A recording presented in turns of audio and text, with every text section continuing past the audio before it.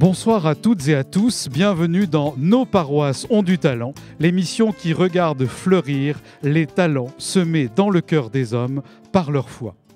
Ce soir, nous sommes en effet au centre de Cognac, dans la plus grande église de la ville. Construite à partir de 1130, elle fut agrandie et remaniée au cours des 3 siècles qui suivirent, ce qui explique la présence de plusieurs styles d'architecture.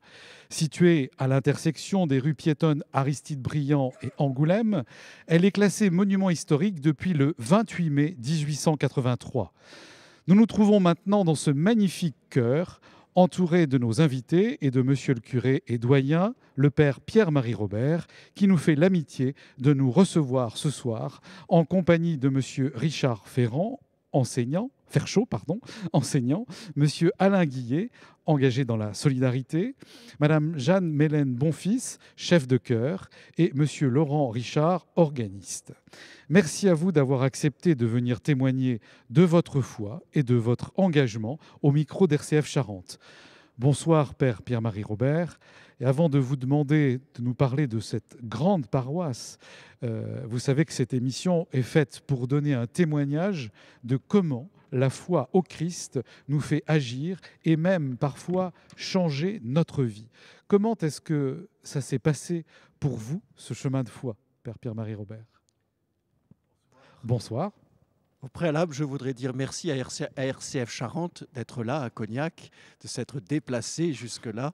Afin que merci. On n'a pas été embêtés par les gilets jaunes, tout s'est bien passé, on a pu arriver à l'heure. Alors pour répondre à la question, eh bien, je suis prêtre depuis 28 ans maintenant. J'ai été ordonné à Angoulême par notre ancien évêque, Monseigneur Rolle. Et je suis natif de La Rochefoucauld, donc en Charente, parce que mes parents se trouvaient là à ce moment-là. Oui, c'est ça que je voulais vous faire préciser, parce que vous êtes un garçon de La Rochefoucauld comme moi. Comme vous-même, Jean-Michel. Voilà. Mais sinon, ma famille est vendéenne des deux côtés, du côté de mon père et de ma mère, donc j'ai du sang vendéen en moi. Et faut-il dire, j'en suis fier. Ce qui ne gâte rien, mais bien sûr. Père. Parce qu'il y a une grande tradition de ce terroir, n'est-ce pas? Une grande histoire. Et j'ai grandi dans une famille chrétienne. Nous sommes 3 enfants.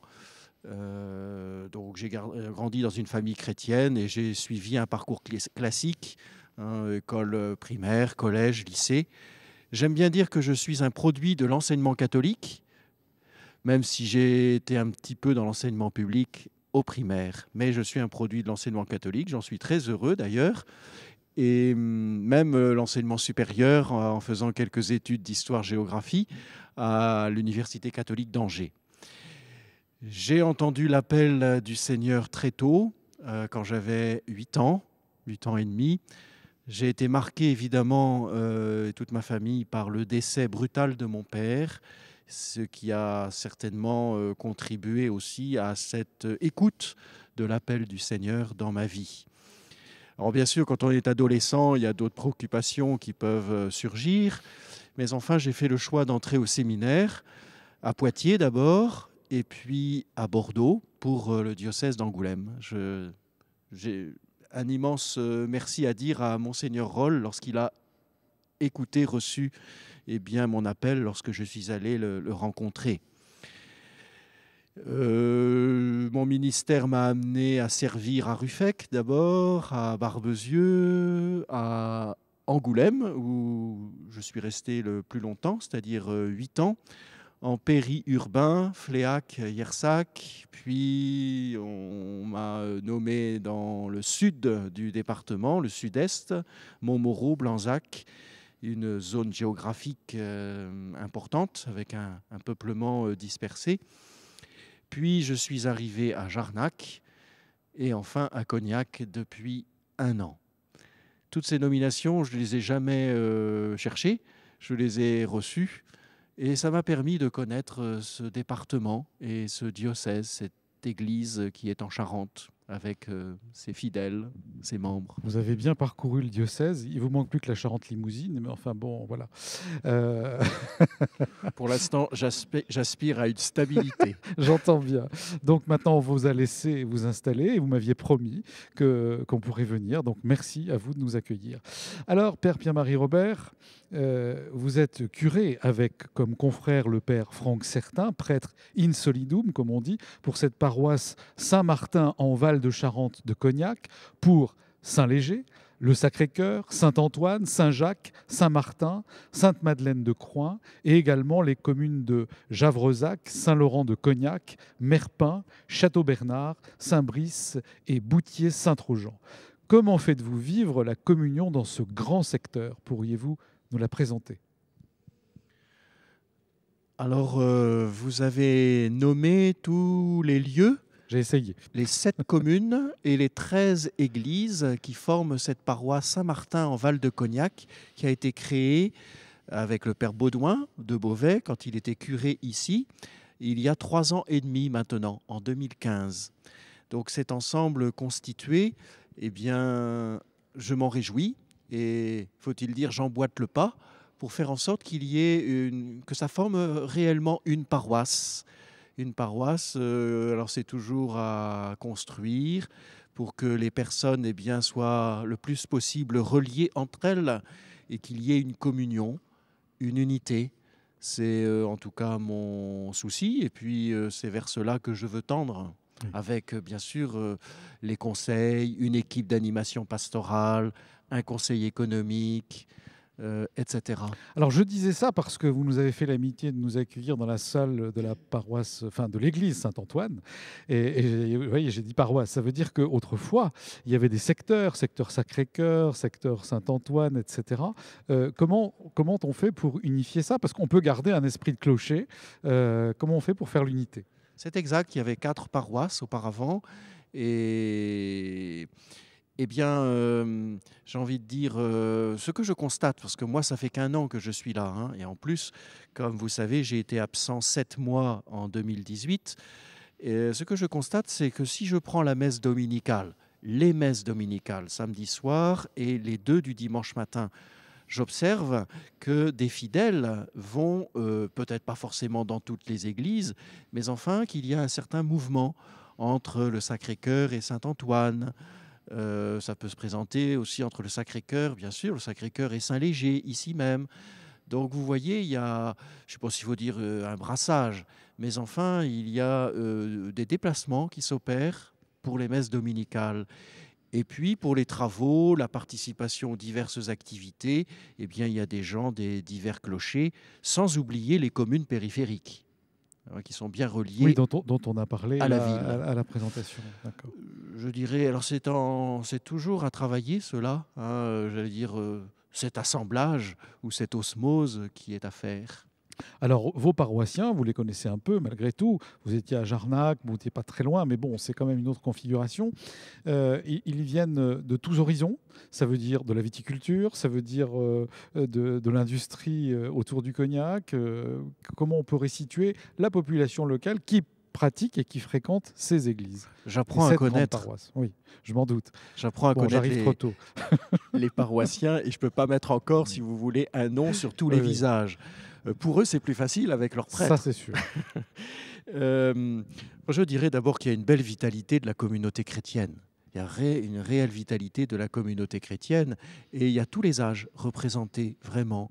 Les enfants, les familles, il y a un nombre non négligeable de familles, des jeunes adultes et puis bien sûr des personnes âgées. Donc c'est la société qui est représentée dans notre Église. Je sais que par ailleurs, et j'ai connu cela, il pouvait y avoir des communautés où, comme on dit, il y avait beaucoup plus de têtes blanches que de têtes blondes et brunes, mais ce n'est pas le cas ici. Alors, milieux sociaux, ben, effectivement, il y a des gens de la viticulture, des maisons de cognac, il y a des entrepreneurs, il y a des artisans, il y a des commerçants. C'est très diversifié. Des enseignants, c'est très diversifié. Alors, c'est pareil, vous nous avez fait aussi, on vient beaucoup à Cognac en ce moment, hein, l'amitié de nous accueillir pour présenter la radio à votre messe de la Saint-Martin, le 11 novembre. Et on a bien pu constater que votre église était remplie et qu'il y avait aussi beaucoup d'enfants. Enfin, il y avait vraiment toutes les tranches d'âge qui étaient représentées dans votre église. Vous avez le micro, vous savez que vous pouvez intervenir quand vous voulez. C'est la règle du jeu dans cette émission. Nos paroisses ont du talent sur RCF. Eh bien, avec tous les gens qui sont là, qui nous font l'amitié d'être là ce soir, on vous applaudit, Père Pierre-Marie Robert. Merci. Alors maintenant, j'accueille Monsieur Richard Ferchaud. Vous êtes, j'allais dire, le régional de l'étape, car vous êtes né, avez grandi à Cognac, où vous êtes professeur d'histoire-géographie au lycée Beaulieu. Vous êtes issu d'une famille chrétienne pratiquante, et je suppose que votre chemin de foi s'est fait de manière naturelle. Bien d'abord, bonsoir à toutes et Bonsoir à à tous. vous. Mon chemin de foi, il a été celui d'un enfant dans une famille chrétienne, comme vous le disiez, et j'ai eu la chance d'être accompagné tout au long de mon parcours, d'abord par nos prêtres de Cognac qui se sont succédés tout au long de ma jeunesse et puis de mon adolescence. J'ai tous ces visages qui me reviennent en tête, le père Jean-Pierre Glorieux, le père Plantevigne, le père Raymond, le père Dominique Lamazerolle, voilà, tous ces visages qui m'ont aidé à cheminer dans ma foi. Je pense également à tous ces laïcs qui intervenaient au niveau des groupes d'aumônerie de notre établissement scolaire. Voilà, le parcours de foi d'un jeune chrétien. Bien, alors, ce parcours de foi, pourquoi avoir choisi l'enseignement catholique pour exercer votre métier de professeur ? Alors avant de débuter mon intervention et de répondre à votre question, je souhaite rebondir d'abord par rapport au titre de votre émission, nos paroisses ont du talent, en vous disant que nos écoles aussi ont du talent. Et ainsi, ma mission d'enseignant chrétien n'est-elle pas finalement au jour le jour de faire fructifier les talents de chacun de nos élèves en fonction de ce qu'ils ont reçu. C'est ainsi... on est vraiment ainsi au cœur de la parabole des talents, c'est-à-dire aider chaque élève à progresser à la mesure de ses possibilités, dans la confiance et aussi à l'aider à progresser dans l'estime de soi. Alors ça, c'est votre talent à vous, d'aider les élèves à eux-mêmes faire naître leur talent. On s'y emploie au jour le jour. Disons que ça donne vraiment, cette parabole des talents que j'aime beaucoup, elle donne sens à notre projet éducatif. Et pour moi, l'enseignement catholique, c'est viser l'excellence. Certainement pas l'élitisme. On va peut-être avoir l'occasion d'en reparler. Alors qu'est-ce qu'on appelle un projet dans une école catholique ? Le projet éducatif de l'enseignement catholique, c'est ce qui va irriguer finalement les actions de tous les membres de la communauté éducative, aussi bien des enseignants, bien sûr, que de la direction, que des parents et des gestionnaires. Donc c'est finalement faire en sorte qu'il a aussi il y ait communion à travers le projet, pas simplement de l'enseignement. La vie en général est prise en compte. Tout à fait. Bon, alors j'avais envie de vous demander, justement, puisque c'est nos paroisses ont du talent et votre métier vous invite à donner votre talent, quelle est la place de l'enseignement chrétien dans l'enseignement catholique ? Parce qu'il n'y a pas que des chrétiens non plus, peut-être. Non, tout à fait. Hein, l'enseignement catholique de Cognac accueille tous les élèves avec une pédagogie, on va dire, exigeante et bienveillante. Elle remplit à la fois un service, j'aime beaucoup l'expression, service d'État, mission d'Église. Ah, c'est joli. Oui, ça veut dire que vous êtes en contrat avec l'État. Tout à fait. Ce n'est pas une école privée.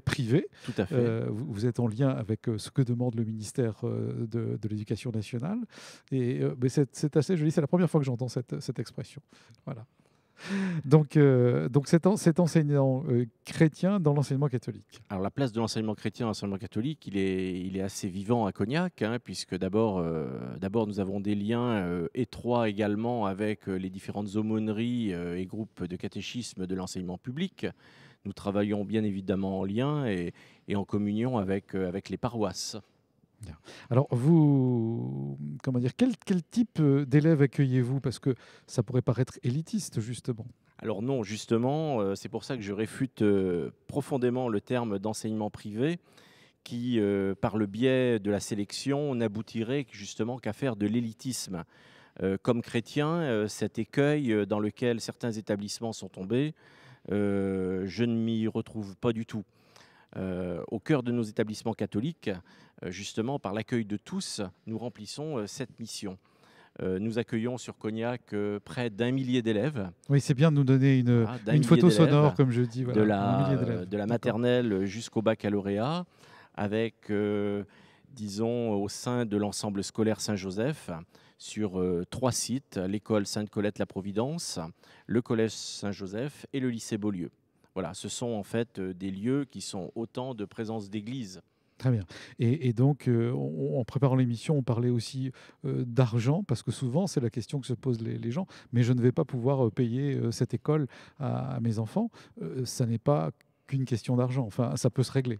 Alors tout à fait, de ce que je vois, alors non pas au niveau de l'inscription, puisque je ne suis qu'enseignant, mais au niveau par exemple des différents projets pédagogiques et sorties scolaires que nous organisons pour nos élèves, il y a véritablement une vraie solidarité pour les familles, justement pour toutes les familles. Voilà, moi, jamais aucun élève n'est laissé sur le bord du chemin. Voilà, ça, pour moi, c'était important qu'on puisse l'entendre, parce que parfois, même si on connaît bien maintenant l'enseignement catholique, on pourrait avoir des craintes comme ça qu'il faut balayer.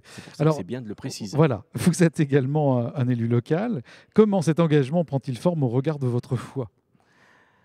Voilà, une autre conviction qui m'anime, c'est la présence des chrétiens dans la société civile. Je pense qu'on n'est pas simplement chrétien de 11h à midi le dimanche matin. Pour ne pas être des chrétiens hors sol, nous devons être ancrés là où nous sommes, selon nos propres talents, soit dans la vie municipale, dans la vie associative, dans les différents clubs sportifs ou tout simplement dans nos entreprises. Si on veut témoigner de notre foi au monde, il faut être justement au cœur de ce monde. Le monde, finalement, ne nous attend pas.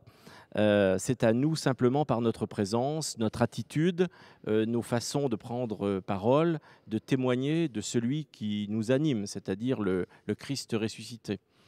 Alors, pour être tout à fait concret, je me suis engagé comme élu municipal à Cognac. Et comme chrétien, je peux vous dire que ce n'est pas du tout contradictoire. Ah ben je ne le pense pas, justement. Oui, oui. On a même une émission où on fait parler les maires et certains élus municipaux. Et effectivement, ça peut ne pas être contradictoire du tout, même. Bon, mais écoutez, on va vous remercier de votre engagement, Monsieur Richard Ferchaud, et vous applaudir pour ce témoignage.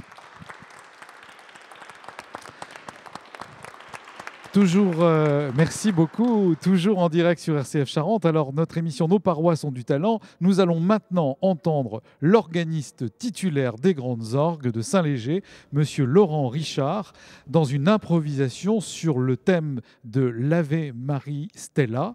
Improvisation donc de Monsieur Richard. C'est à vous.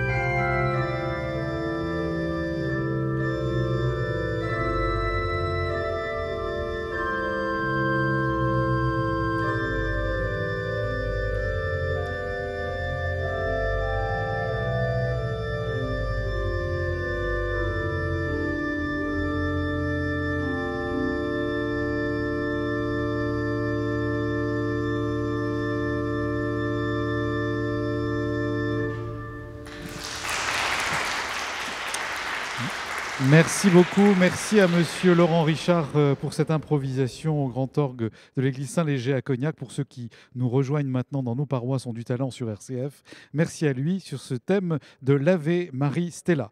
J'accueille maintenant Monsieur Alain Guillet. Monsieur Alain Guillet, alors vous êtes aujourd'hui un retraité actif, mais vous avez eu avant tout un parcours d'engagement, vous et votre épouse, d'ailleurs que je salue, qui est là dans les rangs, car comme nous allons le découvrir, c'est vraiment ensemble que vous avez bâti le fondement qui vous a permis de construire votre vie de service et de solidarité. D'abord à l'Arche de Jean Vanier en Charente, puis à la direction d'une maison de retraite, jusqu'à aujourd'hui où vous êtes investi dans la pastorale des chrétiens séparés et participant également à des maraudes.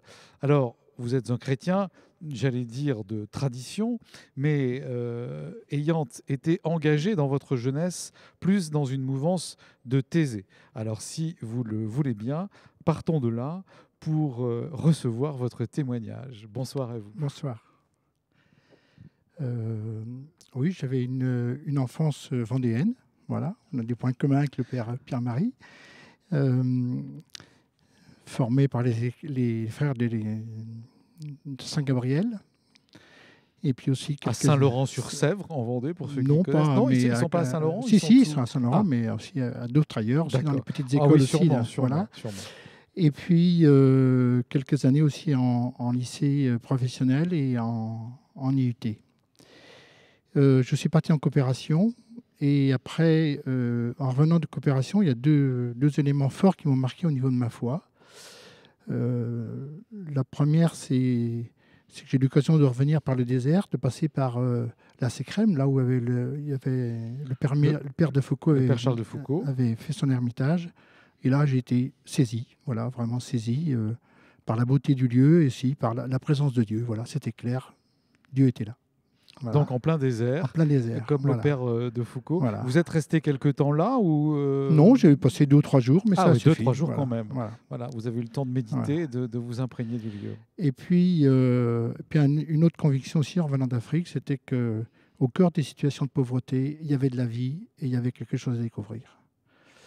Du coup, en revenant, je n'ai pas repris mon travail dans travaux publics, bâtiments, mais j'ai fait le choix de travailler dans des établissements pour personnes handicapées. Voilà.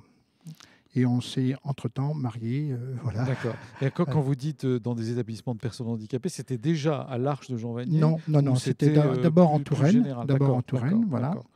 Parce j'avais participé à la fondation d'une communauté de l'Arche dans le Maine-et-Loire, mais il y avait très peu d'argent, donc il n'y avait pas de quoi faire vivre un couple. Donc, oui, parce que c'est ce que j'ai dit dans votre présentation. C'est vraiment un choix que vous avez fait ensemble avec votre épouse. Voilà.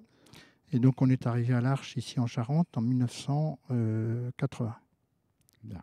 Alors, parlez-nous un petit peu de l'Arche, même si on connaît déjà bien sur l'antenne, mais vous étiez dedans, donc c'est un peu votre expérience. L'Arche, donc, sont des communautés qui accueillent des personnes handicapées, dans lesquelles aussi les assistants célibataires s'engagent pour la plupart à vivre en foyer, et pour les gens qui sont mariés, à être dans un lien fort avec un des foyers à travers ce qu'on appelle les groupes de vie. Voilà. Bon. Donc un lien communautaire dans lequel les relations ont une forte importance. Et vous êtes passé par toutes les strates, j'allais dire, je ne sais pas comment on dit ça, par toutes les situations. Alors moi, il s'est trouvé qu'à cette époque-là, en 1980, il faut bien voir qu'à ce moment-là, c'était le début des établissements médico-sociaux. Hein. En 1975, il y avait une loi qui installait vraiment les établissements médico-sociaux en France. Et donc, 1975, quand on est arrivé nous en 80, ça commençait à se développer, quoi. Hein. Et donc, on embauchait beaucoup, c'est clair.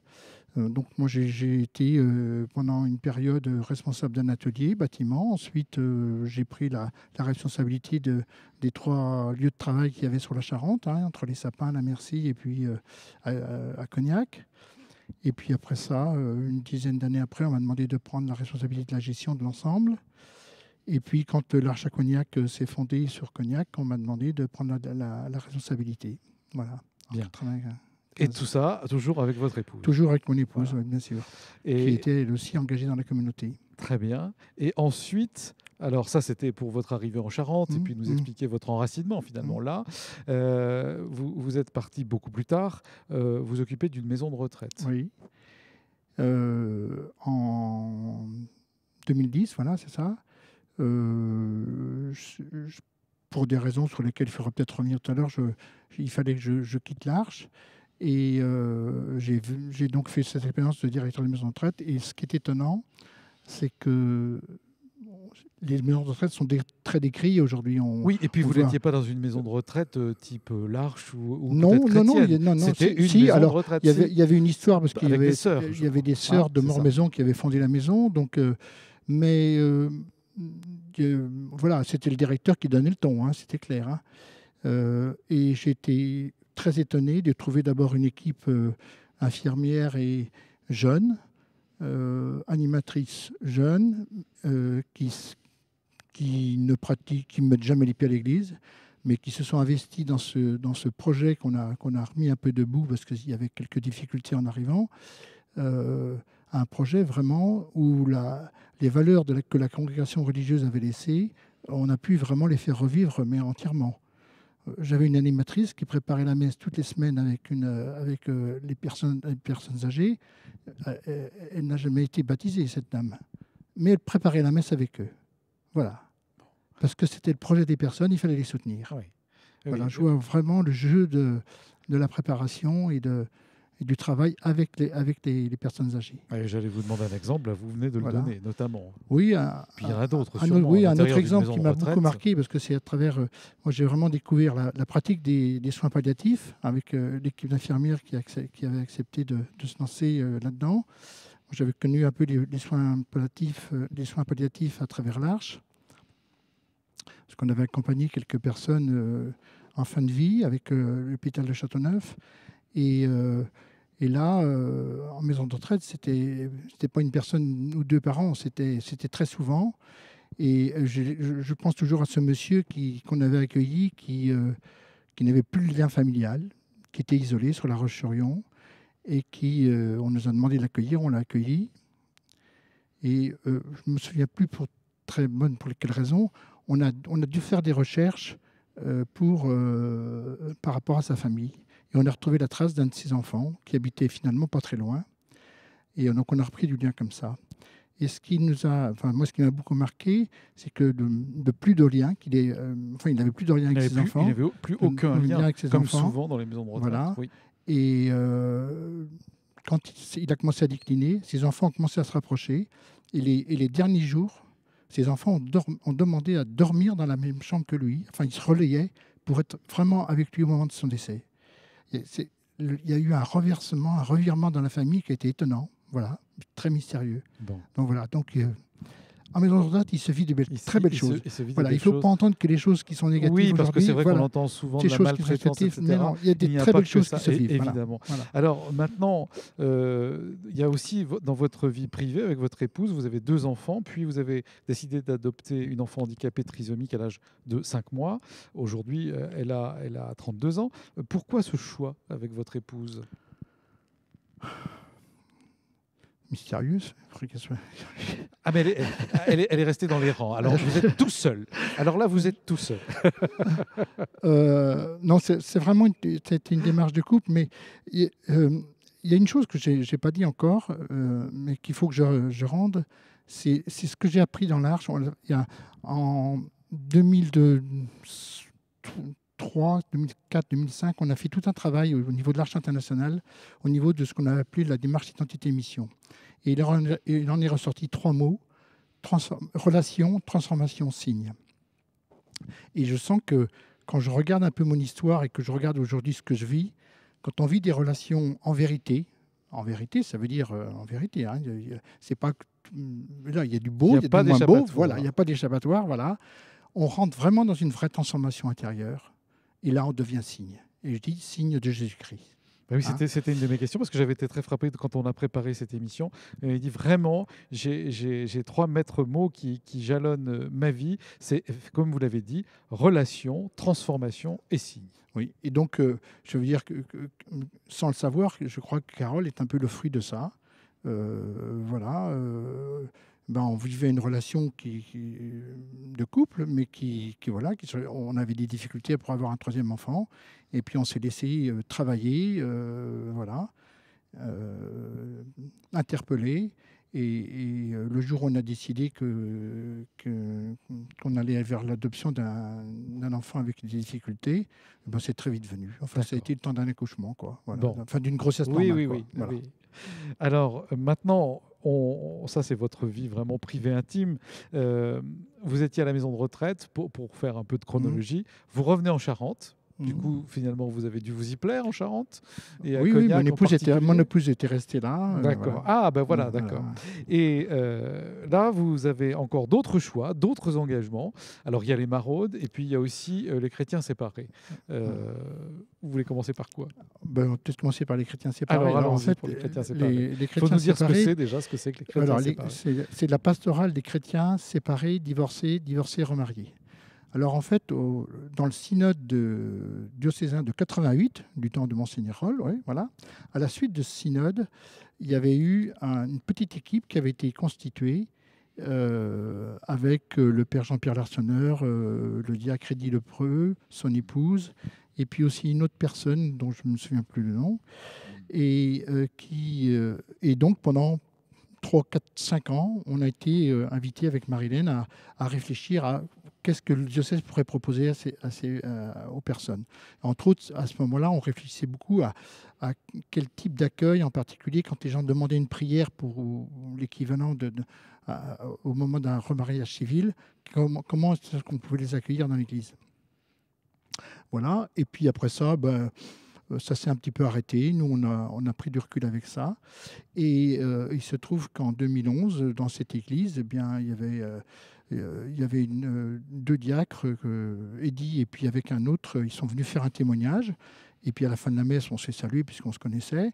Et le père Baudouin et Eddy nous a parlé d'un groupe qui avait redémarré sur Angoulême pour l'accueil des personnes, des chrétiens séparés. Et donc le père Baudouin a entendu ça et il a dit mais vous connaissez? Ah bon, et là, bon voilà, et du coup il nous a embarqués là-dedans. Donc pendant plus d'1 an on a fréquenté ce groupe et puis en même temps on a entendu qu'il y avait des besoins sur la Charente-Maritime. Initialement le père Baudouin avait l'idée de créer un groupe sur Cognac, mais on se rend compte que c'est pas adéquat de créer des groupes. Les gens veulent être assez discrets. Voilà, les gens ont besoin de discret, ont besoin de recul. Ils veulent se retrouver ailleurs que sur leur ville, là où ils sont. Voilà, donc il nous a encouragés à rejoindre l'équipe de Saintes. Et donc on a démarré cette équipe avec une autre personne, avec un prêtre de Saintes et puis une personne divorcée qui habite La Rochelle. Voilà. Et donc depuis 5 ans, on anime cette équipe. Et vous continuez à les accompagner. Voilà. Bien. Et là aussi, on est...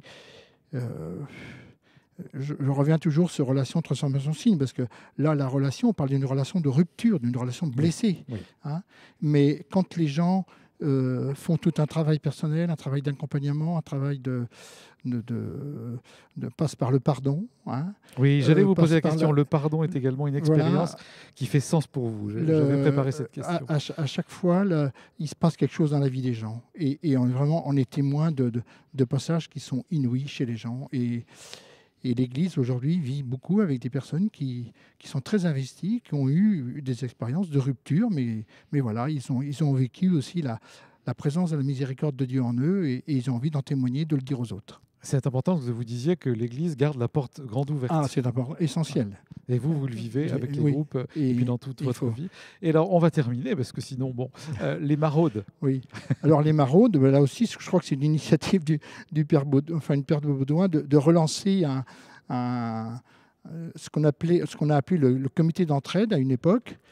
Ce comité d'entraide avait été fait avec plusieurs associations locales. Et donc, le père Baudouin a eu l'idée, il y a quelques années, de relancer ça.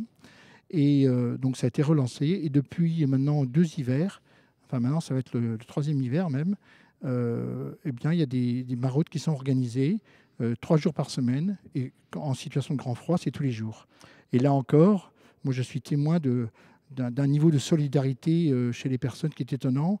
Des gens qui sont logés, bon voilà, c'est Comme ils peuvent. comme ils peuvent. Comme ils peuvent. Eh ben, ils ne vont pas laisser un copain à la rue, ils vont le loger.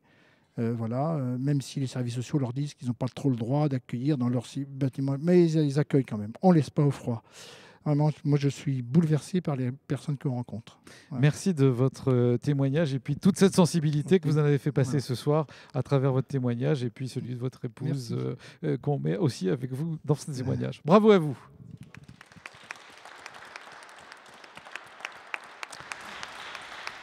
Alors, maintenant, c'est au tour de Madame Jeanne Mélène Bonfils de venir nous parler de son cheminement et de comment sa foi a pu trouver un chemin d'évangélisation à travers ses talents de professionnelle de la musique.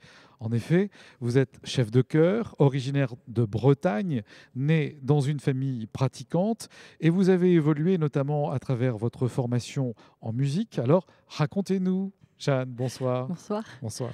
Oui, donc moi j'ai grandi dans une famille pratiquante. J'ai toujours vu mes parents s'engager dans la paroisse, dans les différents mouvements dont on a fait partie, mes frères et sœurs et moi.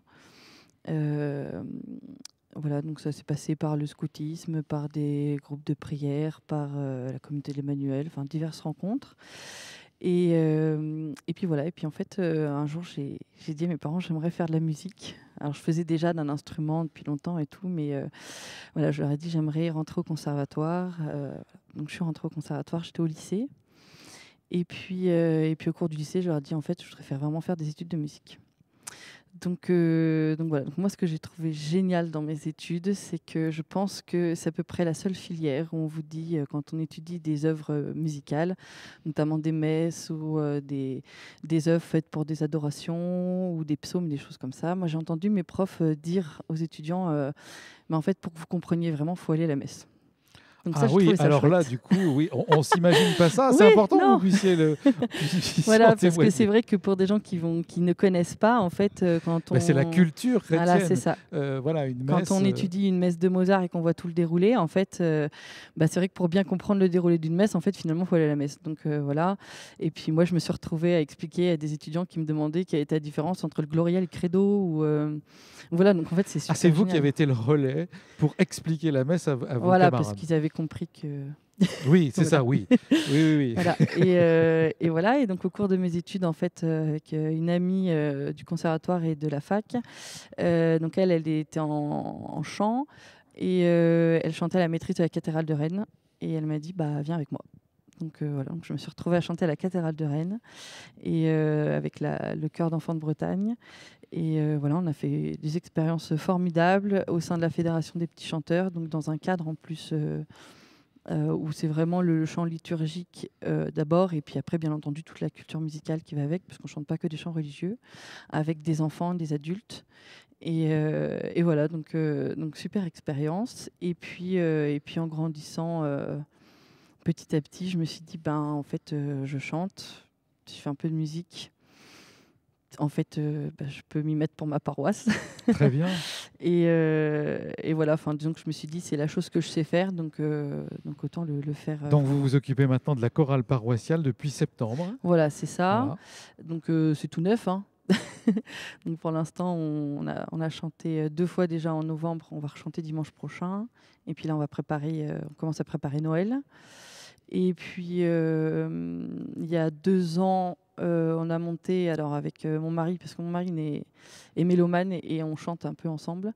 On a monté un petit chœur liturgique, on est 8-10 maximum. Et en fait, on chante 1 à 2 fois par mois une pièce à l'offertoire. Voilà, donc c'est soit une pièce de répertoire, soit une pièce un autre chant. Voilà. Alors, on sait aussi que vous voulez créer une maîtrise à Saint-Martin Voilà. et également sans doute un chœur de jeunes professionnels. Mais Ah oui, alors le chœur de jeune professionnel, c'était à Rennes. ça, c'était à Rennes. Oui. Ah oui, je me suis trompé dans ma fiche. Alors. C'est pas grave, Bon. ça arrive. Mais enfin, et puis peut-être qu'il y en aura. Vous avez fait partie d'un chœur de jeunes Voilà, professionnels. c'est ça. Alors maintenant, je sais pas la peine que je vous fasse parler plus longtemps parce que vous avez une voix absolument magnifique, parce que je vous ai entendu répéter tout à l'heure.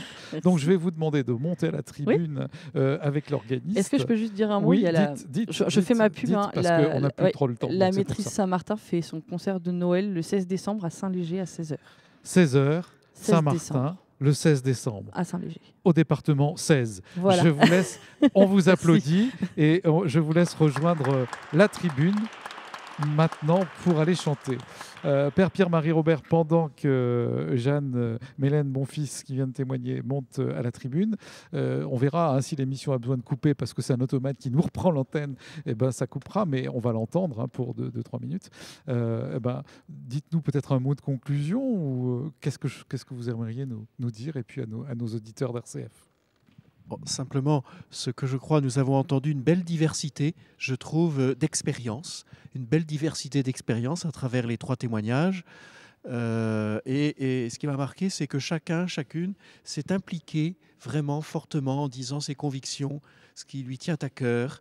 C'est lié à son histoire, c'est lié à divers éléments qui se sont produits dans sa vie. Et ça m'a beaucoup touché, et je crois que c'est important à souligner.